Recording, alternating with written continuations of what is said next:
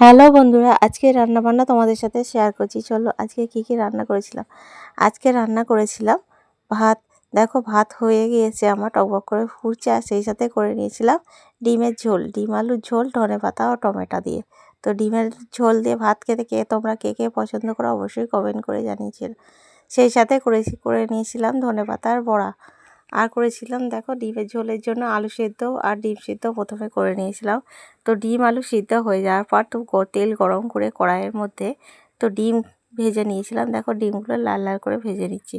ডিমগুলো ভালোভাবে ভাজা হয়ে যাওয়ার পর তুলে নিচ্ছি। এরপর পেঁয়াজ, লঙ্কা, টমেটো, ধনেপাতা সব কিছু দিয়ে ভেজে নেব ভালো করে। দেখো তেল দিয়ে দিয়েছি এবং তেল গরম হয়ে যাওয়ার পর সব কিছু দিয়ে দিয়েছি, ভালো করে নাড়িয়ে চাড়িয়ে দিয়ে দিচ্ছি। এরপর লবণও দিয়ে দেবো যাতে তাড়াতাড়ি করে টমেটো ও লঙ্কা, পেঁয়াজ এগুলো তাড়াতাড়ি করে ভাজা হয়ে যায়। তো ভাজা হয়ে যাওয়ার পর এর মধ্যে দেখো আমার ডিমগুলো তুলে রেখেছিলাম সেগুলো, আর এখানে দেখো আলু সিদ্ধও করা হয়ে গেছে। এবার পেঁয়াজগুলো ভাজা হয়ে যাওয়ার পর এর মধ্যে লঙ্কা, হলুদ, আদা, রসুন সব কিছু দিয়ে ভালোভাবে ভেজে নিচ্ছি। ভেজে নেওয়ার পর আলু দিয়ে ভালো করে ভেজে নেবে। এরপর দেখো ডিম আলু জল দিয়ে দিয়েছিলাম, দিয়ে ফুটতে শুরু করে দিয়েছে। এবার ডিমের ঝোলটা আমার হয়ে গিয়েছে, নামিয়ে নেব। আর করে নিয়েছিলাম ধনেপাতার বড়া। ধনেপাতা বড়া করার জন্য কাঁচা লঙ্কা, পেঁয়াজ কুচি, সেই সাথে লঙ্কা, হলুদ, নুন সব কিছু দিয়ে মেখে নিয়েছিলাম। এরপর তেল গরম করে কড়াইয়ের মধ্যে দেখো ধনেপাতার বড়াগুলো একটা একটা করে ছেড়ে দিচ্ছি।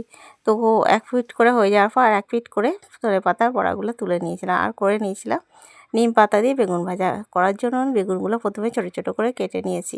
এরপর দেখো এদিকে নিম পাতাও আছে, নিম পাতাগুলো ভেজে নেব প্রথমে। আর এখানে আমার ভাত হয়ে গিয়েছে।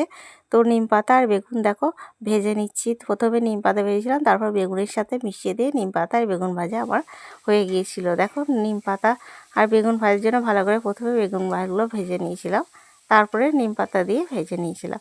আর করেছিলাম ভাত, নিম পাতা আর বেগুন ভাজা আর বড়া ভাজা, কী সব বলছি। আর এটাই ছিল আজকের রান্নাবান্না। শুভ দুপুরে শুভেচ্ছা আমার সকল বন্ধুকে। কেমন লাগলো ভিডিওটি অবশ্যই কমেন্ট করে জানিও।